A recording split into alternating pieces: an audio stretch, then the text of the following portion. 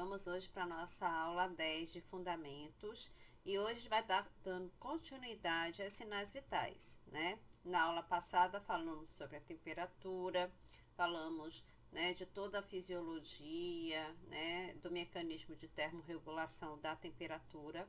Hoje a gente vai estar falando sobre a verificação do pulso e da frequência respiratória. Na próxima aula, a gente vai estar concluindo o assunto de sinais vitais, falando sobre a pressão, a verificação da pressão, a fisiologia da pressão e da gente estar mensurando a dor do paciente, né? A dor não é uma coisa que a gente consegue enxergar, mas porque é subjetiva, mas a gente pode fazer com que o paciente dê uma nota aí de 0 a 10 com relação à dor que ele está sentindo. E hoje em dia, muitos hospitais, eles estão incluindo isso já nessa rotina, já nos sinais vitais, certo? Então, e assim, é importante a gente estar auxiliando o paciente com relação a isso, certo? Então, vamos lá. A definição do pulso cardíaco é a contração e expansão de uma artéria correspondente aos batimentos cardíacos, tá? Porque o pulso, ele é um reflexo do funcionamento do coração, tá? Então, vocês têm que relembrar aí como é que funciona o coração. Então, o nó sinusal é o marca-passo do coração, porque recebe o estímulo e distribui uma carga elétrica para todo o coração. O coração, ele é um músculo, tá? E ele precisa de um estímulo elétrico para ele estar batendo naquele ritmo, né? Então não é só bater o coração ele tem um ritmo correto, porque se ele não estiver batendo na forma correta, o paciente pode estar tendo um agravamento sério, até isso é uma emergência, que nós chamamos de arritmia cardíaca, certo? Então, ele precisa do estímulo correto para que o coração esteja batendo da forma correta. E esse estímulo nós chamamos de nó sinusal. É estimado um total de 5 litros de sangue que é bombeado no coração a cada batimento cardíaco, tá? Esse nó sinusal, ele se encontra na parte superior do átrio direito, tá? Então, precisa do estímulo cardíaco, que é essa carga elétrica que vai passar pelo coração, fazendo com que ele bombeie, né? Que ele contraia e relaxe. É esse o funcionamento do coração. Um compartimento de cada vez dentro do coração que vai estar relaxando e contraindo, tá? Junto a isso, também depende do fluxo de sangue. Também, por exemplo, se tiver alteração do fluxo do sangue, isso vai alterar a função cardíaca, né? Uma outra coisa também importante com relação ao funcionamento do coração são as válvulas. Porque assim, o sangue venoso, ele entra no coração pelo átrio direito. Então, tem a válvula dessa entrada, que ela abre e fecha, tá? Então, ela primeiro vai preencher o átrio direito, que é esse compartimento superior aqui do coração, certo? E aonde ocorre, onde tem também o nó sinusal. Então, aqui começa o estímulo de contrair e relaxar, e as válvulas abrirem e fecharem. Então, quando o sangue venoso entra aqui, né, para o coração, certo? O que vai acontecer? Essa primeira válvula da entrada vai abrir e a válvula que fica no compartimento inferior do átrio direito vai fechar. Então, o sangue vai entrar. Então, abre a válvula de baixo, fecha a válvula de cima, certo? Abre a válvula de cima, fecha a válvula de baixo. Aí, esse sangue ele vai precisar entrar no ventrículo direito, tá? Ele vai descer para o ventrículo direito. E aí o que vai acontecer? O átrio direito vai contrair, a válvula inferior vai abrir para o sangue descer, tá? E essa válvula aqui, a outra válvula que vai para o pulmão, tá? Porque depois que o sangue entra no átrio direito, no ventrículo direito, ele vai para o pulmão pelas artérias pulmonares. Então, essa válvula aqui da artéria pulmonar vai fechar. Então, o funcionamento é sempre esse, gente. Quando o sangue entra em um compartimento, esse compartimento relaxa, tá? E as válvulas, tem válvulas que abrem, tem válvulas que fecham, para aquele sangue entrar nesse compartimento. E aí, quando esse sangue precisa sair desse compartimento para ir para outro, então esse compartimento vai contrair e o próximo compartimento que o sangue vai entrar vai relaxar. Então é assim que funciona o coração, tá? Ele vai conduzindo o sangue, abrindo, fechando válvula, contraindo, relaxando, e aí o sangue vai circular aqui por dentro do coração. E se vocês não lembram como é que é essa circulação aqui dentro, é a seguinte: o sangue entra no átrio direito, vai entrar para o ventrículo direito. Do ventrículo direito, ele segue para as artérias pulmonares, vai passar pelos pulmões. Nos pulmões, ele vai realizar a troca gasosa através dos alvéolos pulmonares. Os alvéolos pulmonares são as extremidades do pulmão. O pulmão é como se fosse uma árvore, né? Que tem até as extremidades, que são os alvéolos. Essas extremidades, o sangue vai passar por ali e vai realizar a troca gasosa. Vai eliminar gás carbônico e vai absorver o oxigênio. Porque toda vez que a gente inspira, né, coloca o ar para dentro, a gente está fazendo que o oxigênio entre nos pulmões, entre nas veias e vai estar realizando uma troca gasosa. Então, a gente inspira, quando a gente inspira, a gente está preenchendo ali o nosso sangue de oxigênio e ao mesmo tempo o sangue vai estar eliminando gás carbônico. Quando a gente expira, coloca o ar para fora, a gente está eliminando gás carbônico. Isso é troca gasosa nos pulmões, nos alvéolos, certo? Quando o sangue passa. Aí o que aconteceu aí? O sangue eliminou o gás carbônico, o sangue venoso, e recebeu oxigênio. Nessa troca, o sangue se transforma de sangue venoso para o sangue arterial, tá? E aí o que vai acontecer? Esse sangue transformado em sangue arterial, ele vai entrar pelas veias pulmonares para o átrio direito, tá? Ou melhor, desculpa, para o átrio esquerdo, e do átrio esquerdo ele vai para o ventrículo esquerdo, e do ventrículo esquerdo ele vai seguir para a aorta pulmonar, e da aorta pulmonar vai distribuir o sangue arterial para todo o corpo, tá?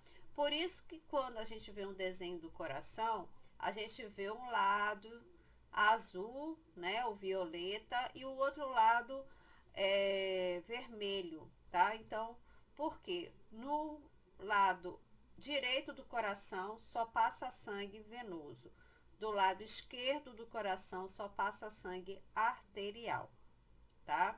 Este sangue dentro do coração não se mistura.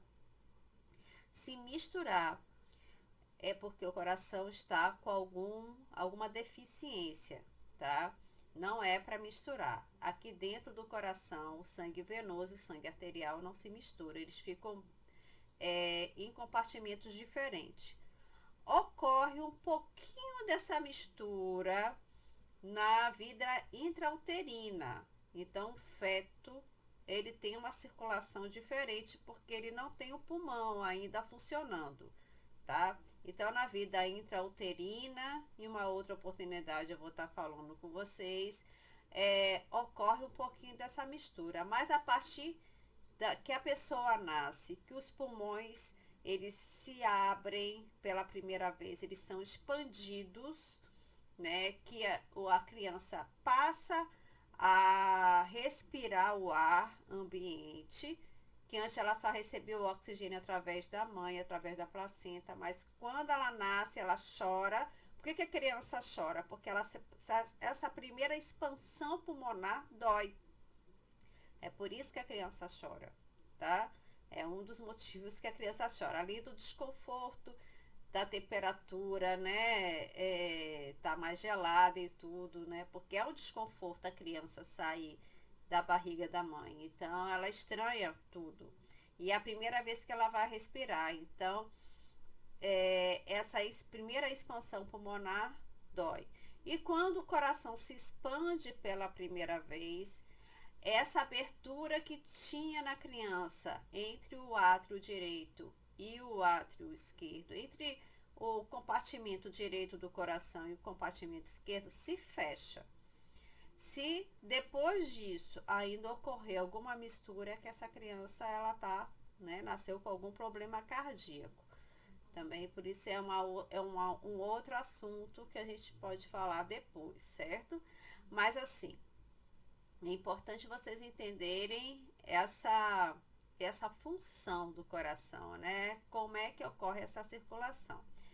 E aí, essa artéria, tá? As artérias, melhor dizendo, elas são pulsáteis, elas vão estar refletindo essa função do coração, tá? Se a gente quer saber se a artéria veia, basta a gente sentir se está pulsando a artéria. Se a gente só vê, né, só vê o volume e não sente pulsar, é porque é veia. Então, gente, é importante a gente saber, né, como profissional de enfermagem, saber o que é um pulso, o que é uma artéria, porque a gente vai ter que trabalhar com esses dois acessos, né? O técnico de enfermagem vai utilizar o pulso para verificação da frequência cardíaca e a veia a gente vai utilizar para estar pulsionando, né? Para administrar os medicamentos, instalar soros e tal. Então é importante sempre saber diferenciar, né? Acredito que muitos de vocês até já saibam, que não é uma coisa difícil, né? Diferenciar pulso de artéria. Então, a pulsação do pulso, a gente sente, tá? E a gente vai estar falando aqui na hora de verificar, o que a gente verifica com mais frequência, que é o pulso radial, como está aqui nessa foto, né? Que é o que a enfermagem mais utiliza. Mas possa ser que a gente precise verificar pulso em outras áreas do corpo também, tá? A palpação do pulso é um dos procedimentos clínicos mais antigos na prática, né, médica e de enfermagem, logicamente, e representa também um gesto simbólico, pois um dos primeiros contatos físicos que o profissional de saúde tem com o paciente. Então, isso tem um valor, muitas vezes, do paciente, de segurança do profissional, tá? Às vezes o paciente, ele tá ansioso, ele tá nervoso, ou realmente ele tá passando mal, ele tá tendo alguma intercorrência, tá? Então, quando chega o profissional de enfermagem ou qualquer outro profissional de saúde, chega, pega na mão do paciente para verificar o pulso, olha para o paciente, se identifica, né? Isso já dá uma segurança, isso já acalma o paciente. Então, verificar o pulso, às vezes, pode ser até um gesto que tem um valor para o paciente psicológico, né? Porque isso dá um reflexo assim de segurança e de calmaria para o paciente. A fisiologia.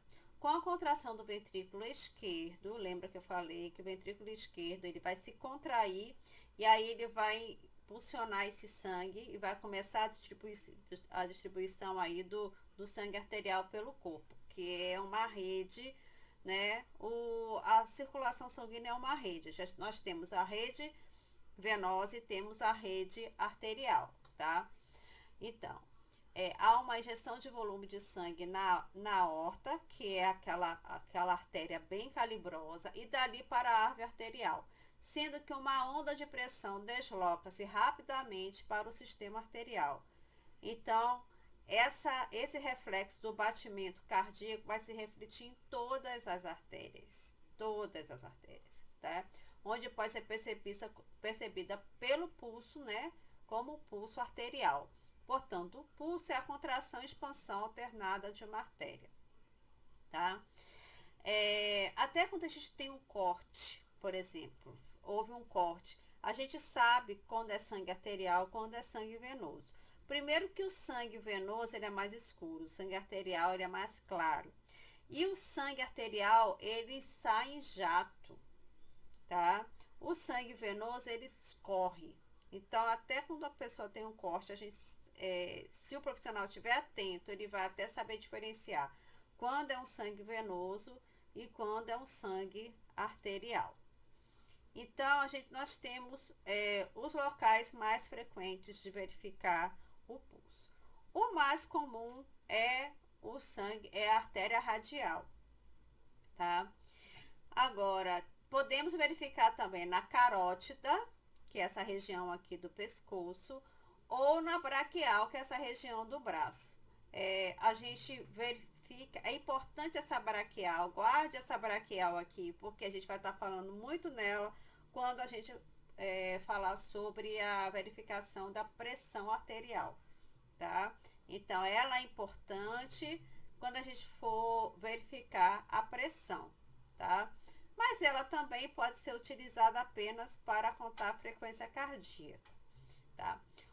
A carótida, a gente verifica a carótida principalmente quando o paciente está inconsciente, tá? Que a gente não sente o pulso arterial radial, por ele ser de menor calibre, por ele ser mais fininho, tá?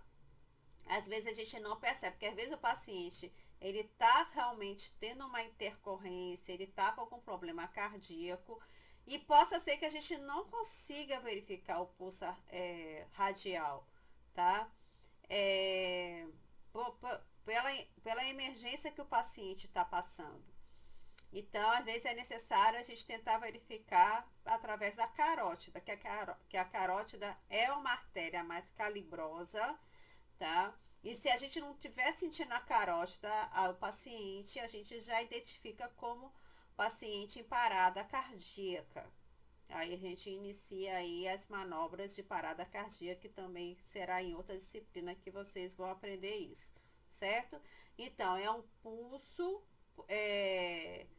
mais central, é uma artéria mais calibrosa, que a gente só verifica quando o paciente está inconsciente, tá? Quando é algo mais urgente, tá? O paciente está passando por algum problema mais grave, aí sim que a gente desconfia que o paciente está em parada, a gente tenta verificar o pulso da carotídea, ou seja, através aqui da artéria carótida, tá ok? Mas quando tá tudo bem com o paciente, a gente olha mesmo a radial, tá? E temos também outros. Temos femoral, pediosa, temporais, poplítea, tibial posterior. Então aqui, ó, eu coloquei essa figura para vocês identificarem as outras artérias que a gente pode verificar no paciente, tá? Então, femoral, que geralmente interno de coxa, tá? Pediosas, certo? Nessa região mais calcânea, na parte anterior, né, do pé, no dorso aqui do pé. Temos as temporais, que ficam nessas laterais do rosto. As poplíteas, que fica atrás do joelho. E a tibial posterior, que é nessa região calcânea, tá bom? Então, são os outros pulsos menos frequentes, mas que a gente pode utilizar se necessário, né? Até porque alguns pacientes, eles podem apresentar alguma anomalia ou algum problema, né? Ou o paciente pode estar com essa parte algumas partes do corpo, né, imobilizadas, com faixas e tudo. Ou o paciente não tem algum membro, aí a gente pode utilizar essas outras artérias para verificar o pulso, tá? Como é que é o procedimento passo a passo, que é importante a gente saber. Lavar as mãos sempre, né? Lembrando sempre da aulinha de lavagem das mãos. Orientar o paciente quanto ao procedimento, a gente se apresenta, tá? Meu nome é fulano, sou técnica de enfermagem, vou verificar o pulso do senhor, da senhora, certo? A gente se identificar e dizer o que a gente vai fazer. Colocar o paciente em posição confortável, sentado ou deitado, porém sempre com os braços apoiados, tá? Não pode tensionar o braço. É importante também o paciente não tá agitado, porque isso vai alterar a frequência cardíaca, né? Por exemplo, se o paciente acabou de chegar, então a gente pede para ele descansar aí uns 5 a 10 minutos para verificar o pulso, né? A gente também faz isso com a pressão arterial. Realizar o procedimento de acordo com a técnica descrita abaixo, contar durante 1 minuto, tá? Depois lavar as mãos e anotar no prontuário. Então a gente vai, deixa eu colocar aqui. A gente vai pegar o pulso do paciente, tá? E vai contar durante 1 minuto. A gente conta 1 minuto, tá? Pode contar 30 segundos e multiplicar por 2? A gente pode fazer isso se a gente vê que o pulso do paciente tá normal, tá? Tá ao mesmo ritmo, ele tá normal, né? A gente sentiu e viu que o pulso, ele não tem nenhuma arritmia cardíaca, o pulso pode estar a ritmo, viu? O pulso tá ao mesmo ritmo, tá normal. Então, a gente pode contar 30 segundos e multiplicar por 2. Tem gente que até conta 15 segundos e multiplica por 4. Eu não aconselho, porque é bom a gente sentir esse pulso, ver como é que ele tá, porque não é só contar. A gente tem que avaliar como está esse pulso, tá? E sentiu qualquer anomalia, qualquer alteração, a gente tem que chamar o médico ou a enfermeira, certo? Se a gente sentir que esse pulso não tá normal, tá bom? O pulso radial, para verificar o pulso radial. Então, o pulso radial que eu falei que é o principal pulso, né? Encontra-se entre a apófise estiloide do rádio e o tendão dos flexores. Aí tá falando exatamente a localização, certo? Que a apófise estiloide do rádio é esse osso aqui e o tendão flexores é essa parte superior. Sendo que para palpá-la emprega-se os 2 dedos indicador e médio com o polegar fixado no dorso, tá? E aí a gente vai verificar, certo? Tanto esse lado ou esse lado, tanto a mão direita ou esquerda. Fixado no punho do paciente, sendo que o examinador usa as mãos direitas para examinar o pulso esquerdo e vice-versa. Tá ok? Isso aí é só a posição que a gente verifica. O importante é sentir o pulso, certo? O pulso carotídeo, que é esse aqui que eu falei, que é do pescoço. As pulsações da carótida são visíveis e palpáveis medialmente aos músculos esternocleroide e mastoide. Então, tá falando desses músculos aqui do pescoço. Para sua palpação, devemos colocar o polegar esquerdo ou o indicador e o dedo médio sobre a carótida direita e vice-versa. Se a gente está desse lado, a gente vai verificar do lado de cá, lado inverso. Se a gente está desse lado, a gente verifica do lado de cá, certo? Sempre do lado inverso. Tá? Sim. Então, sobre a carótida direita e vice-versa, no terço inferior do pescoço, adjacente na margem medial do músculo esternocleroide mastoide bem relaxado. aproximadamente ao nível da cartilagem cricoide, que é essa cartilagem aqui que a gente sente que é a cartilagem do pescoço, né? Que é das vias aéreas, certo? Então, da traqueia, eu queria lembrar, é da traqueia.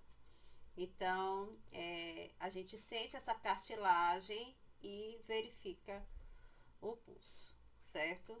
Mas lembrando que essa verificação é só mesmo quando o paciente está em alguma alteração, né? Quando ele está passando por alguma emergência, porque pode parecer algo agressivo do paciente a gente chegar e verificar o pulso carotídeo, certo? É uma coisa que pode assustar o paciente, tá? Assim como pegar o pulso do paciente e verificar pode acalmar. Se a gente chegar ao paciente e coloca o dedo aqui, fica parecendo que a gente quer enforcar o paciente. Então, a gente só verifica a carótida quando o paciente está passando por quando é algo mais grave.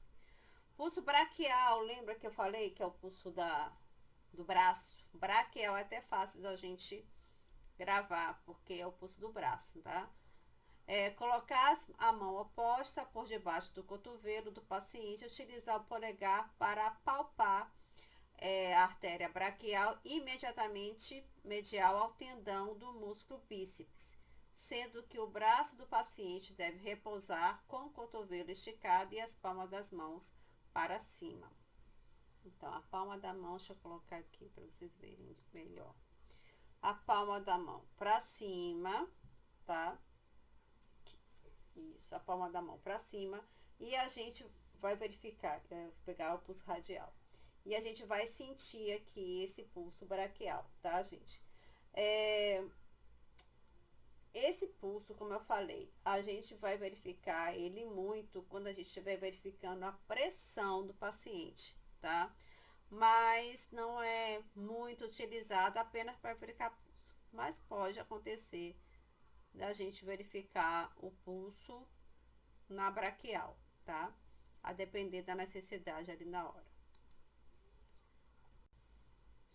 Então, gente, algumas características, tá? Do pulso que a gente pode encontrar. Então, a parede do vaso não deve apresentar tortuosidades. Agora, isso pode ocorrer conforme a idade do paciente. Então, que nós chamamos isso de aterosclerose. Porque tem uma deposição de sais de cálcio na parede dos vasos, que ocorre, que é muito normal ocorrer conforme a idade. Vocês já perceberam, pessoas mais velhas às vezes têm umas calosidades nas veias.